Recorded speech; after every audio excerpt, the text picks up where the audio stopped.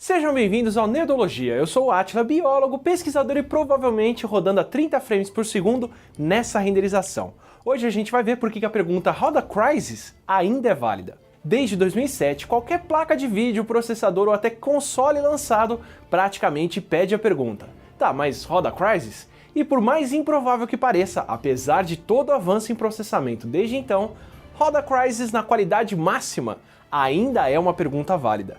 Mesmo 10 anos depois, quase nenhum computador doméstico conseguia rodar Crysis na qualidade e na resolução máximas sem engasgar pelo menos um pouquinho. Isso porque o jogo foi o resultado da Crytek querendo mostrar a capacidade da sua engine de jogo chamada CryEngine 2. Por isso, em 2017, Crysis ainda era um jogo visualmente marcante que envelheceu muito bem, com efeitos bem realistas da luz embaixo da água, sombras dos objetos, vegetação com folhagem detalhada e até luz direcionada.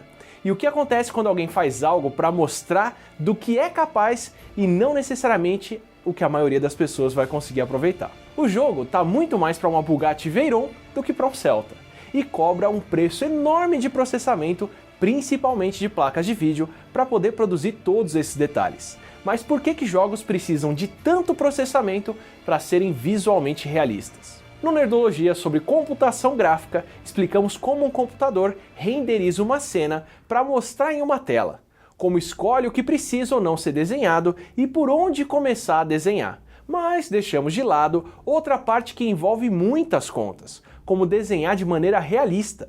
E aqui a grande diferença está nos detalhes. Mesmo no mundo real, a diferença visual entre um tijolo, um bloco de madeira e um paralelepípedo está muito mais na textura do que no formato deles. O tijolo, além de avermelhado, é bastante fosco por ser poroso. Pode ter alguns pedaços faltando e um pouco de poeira, mas normalmente a cor dele é bem uniforme. Já a madeira pode ter bem mais detalhes, como os vários tons e os veios do tronco. Pode ser fosca se for lixada, ou ser brilhante se for uma madeira polida, encerada ou envernizada.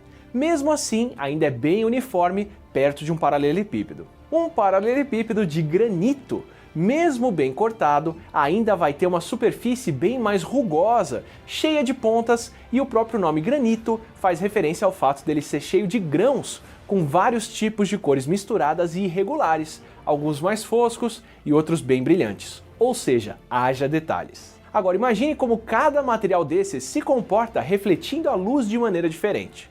O tijolo pode fazer um gradiente de mais claro para mais escuro, de acordo com o ponto de luz mais forte. A madeira, se tiver um acabamento mais brilhante e espelhado, pode ter um reflexo do ponto de luz direto para o seu olho.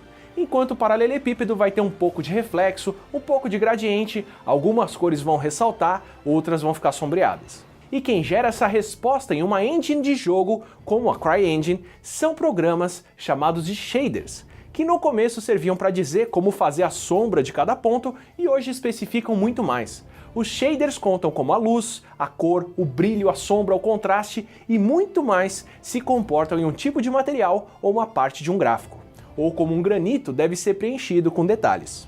Se parece algo abstrato, fica fácil de ver a diferença que um shader pode fazer quando colocamos shaders mais realistas em jogos visualmente mais simples, como Minecraft. Dá para especificar as cores do céu, a transparência da água, o quanto a luz de uma tocha pode ser refletida nas paredes e por aí vai. Cada detalhe desses aumenta o realismo da cena, mas ao mesmo tempo adiciona mais linhas de código e mais contas que precisam ser feitas para cada pixel na tela. E haja conta.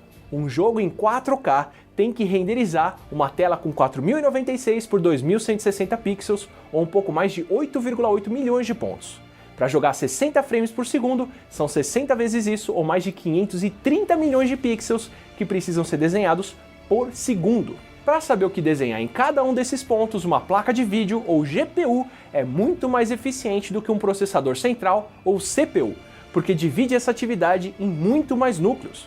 Enquanto o processador faz as contas muito bem, uma depois da outra, em pacotes de algumas contas divididas entre 2, 4, 6 ou 8 cores, as placas gráficas podem ter milhares de núcleos menores que fazem contas mais simples, mas muito mais delas ao mesmo tempo. O que elas fazem para usar essa capacidade é quebrar a superfície dos objetos tridimensionais em triângulos que vão desenhando. Dentro de cada triângulo desses, os pixels são mapeados e passam pelo shader, que dá a textura de cada ponto. Quanto mais triângulos, mais detalhes aquele objeto pode ter, como os cristais na superfície do granito, os efeitos de luz passando pela água ou a casca de uma árvore. E quanto mais triângulos, mais lisinhas as curvas podem ser, ao invés de fazer objetos que terminam em polígonos. E claro, quanto mais triângulos, mais unidades têm que ser calculadas. Em cima disso, quanto mais detalhados os shaders, mais materiais e texturas dá para fazer, e mais cálculos para cada ponto ser criado. Quanto mais anti-aliasing, mais correções são feitas nas imagens e mais suaves e menos pixeladas ficam as bordas. E claro, mais contas para cada objeto. Ou seja, realismo faz todo sentido matemático e custa caro. O que fez do Crysis um jogo tão pesado foi principalmente a quantidade de detalhes que precisam ser desenhados. São mais de 85 mil shaders dizendo como a luz se comporta na água, nas sombras, na neblina, como as plantas são desenhadas, como o que se move fica borrado e como tudo mais se comporta. Rodando o jogo em baixa resolução, perdíamos a maioria das texturas, detalhes da vegetação, vários objetos perdem a resposta física e detalhes do céu e da água. Enquanto no outro extremo, na melhor qualidade, o jogo adicionava luz, sombra, água, densidade de folhagem e tantos outros detalhes que não tinha um computador doméstico que rodasse em alta resolução e na melhor qualidade por muitos anos. O tipo de jogo que não se restringiu ao que era possível na época, mas sim puxou o desafio técnico para o que poderia ser feito e para bem além. E deu certo. Aprendemos soluções matemáticas para fazer detalhes com menos computação, ao mesmo tempo que criamos placas de vídeo capazes de fazer cada vez mais contas em paralelo, o que deu muito mais capacidade de desenhar detalhes e finalmente a capacidade de rodar Crysis em resolução máxima. Por isso mesmo, se você quer jogar jogos lindos e cheios de detalhes sem engasgar e ainda está preparado para os próximos lançamentos, tem que pensar na placa de vídeo.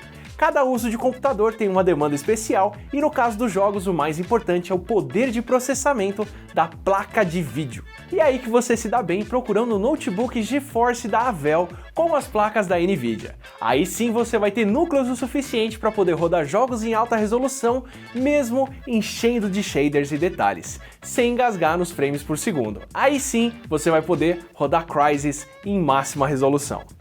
E no episódio passado, sobre se a gente cavasse até o centro da Terra, o Igor Schubert perguntou como que a gente sabe sobre as outras camadas de baixo se a gente não passou dos 12 km da crosta. Sabemos principalmente de duas formas. No caso do manto, a gente ainda tem algumas rochas de lá, trazidas principalmente por vulcões. Mas a principal forma que a gente tem de saber o que se passa no miolo da Terra é ouvir os terremotos e deduzir o que aconteceu para as ondas chegarem como chegaram até a gente. E respondendo ao Felipe Aureliano também, sabendo quais partes são mais líquidas ou mais sólidas, a gente pode calcular a temperatura e a pressão. Recomendo o primeiro episódio sobre o centro da Terra que a gente fez lá atrás e que ainda dá um pouquinho de vergonha da narração, mas explica isso muito bem. E o Eduardo Kovalevski, que eu espero ter pronunciado certo, mandou duas boas perguntas. Por que o petróleo fica a 5 km de profundidade se foi formado recentemente? E o que aconteceria com o buraco que a gente cavasse? A profundidade das camadas de eras anteriores pode variar bastante, tem lugares onde elas estão bem próximas da superfície, inclusive onde a gente acha fósseis, e tem lugares mais profundos. No caso do pré-sal, o que aconteceu foi que durante a separação da América do Sul com a África, se formou um lago salgado entre os continentes e os micro-organismos desse lago se acumularam no fundo. Aí quando esse lago secou, por algum motivo que a gente não conhece, o sal que estava nessa água que evaporou se acumulou em cima dos micro-organismos e foi o sal que selou essa matéria orgânica lá embaixo e preservou ela como petróleo até agora. Já quanto ao buraco que a gente cavasse, a pressão da água em profundidade não deixa ela evaporar, tanto que a gente tem vulcões submarinos. Aliás, até vulcões embaixo do gelo na Antártida.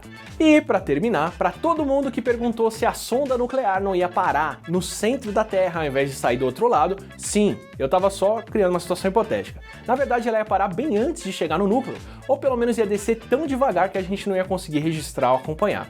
Mas se a gente tivesse um túnel cruzando a Terra para o outro lado, No centro desse túnel, a gravidade puxaria sim para todos os lados e se anularia.